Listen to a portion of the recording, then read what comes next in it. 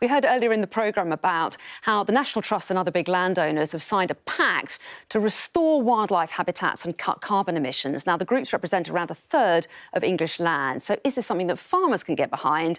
And how does the idea of improving biodiversity fit in with industrial-level agriculture? So, Stuart, clearly a question for you first of all. And about 70% of land in England is agricultural, isn't it? So is this something you think that farmers can get behind? Well, I think it's something that farmers have already been behind, actually. When I go back to our 2040 net zero aspiration for agriculture 3-4 years ago now, we started that.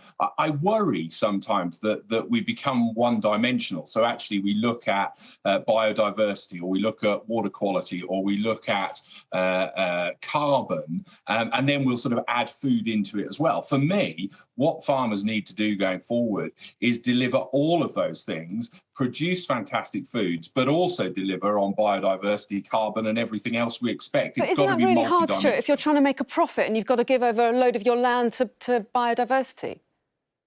So the key for me is about actually lots of these areas. There's a sweet spot where by using our resources more efficiently, by thinking about how we use our land and which bits of land we use, we can absolutely deliver on food, on the environment, on biodiversity. Where I worry is actually this sort of wholesale, we'll just turn it all over to nature, we'll import our food from somewhere else in the world and actually just export our environmental footprint. British farmers want to do both those things, and I think is really exciting for the future.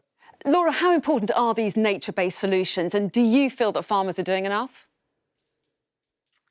I think farmers are doing a lot, and you can see that through the various different initiatives that they have. I'm from Scotland, and it's really fun going all over the country and seeing the different solutions that farmers have. But I think one of the important things that we need to do is also support them in both the education and in the finance for doing some of these solutions, because they are the custodians of lots of the land that we have here in the UK, and we need to be supporting them because we are also their customers, and we really want to buy food that is being sustainably made. And so we can all be playing our part alongside them to help deliver these nature-based solutions for the land that we call home here in the UK.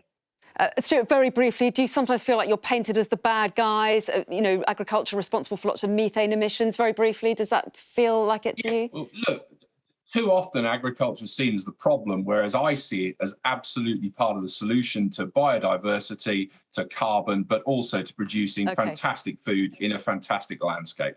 OK, Stuart Roberts, Laura Young, really good to talk to you both. Thanks very much for joining us this evening.